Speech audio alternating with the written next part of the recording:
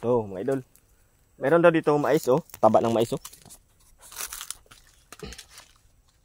Yan. Mga maisan dito. Ang lalaki ng puso.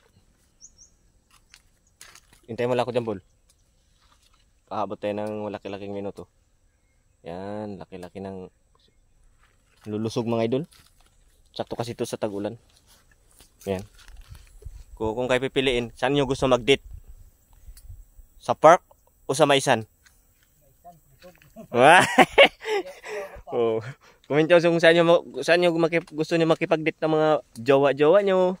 Sa farm o sa maisan? Pero kung ako, pipiliin ko sa maisan.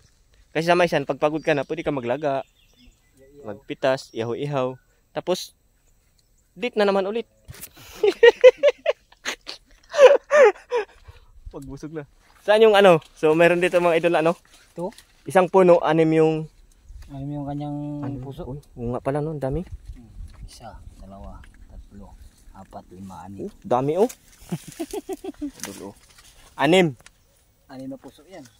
Bago lang napansin, bago lang rin nakita yan dyan. So, bago lang tayo nakakita ng ano, mais.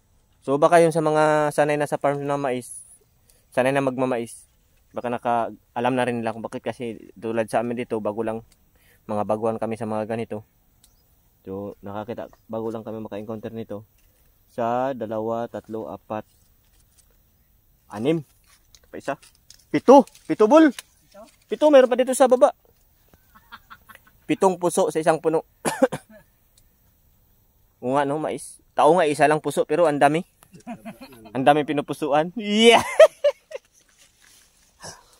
Mais pa kaya. Kalahin. Mais may 7 puso. Okay lang yung mais naintindihan natin, kaso lang yung hindi natin magets. Yung tao, isa lang nga yung puso pero ang daming tinitibok. Sana all. Oh, yun o. Yan. Yan sila mga masisipag. Sipag mag-gardening. Sipag dito sa garden.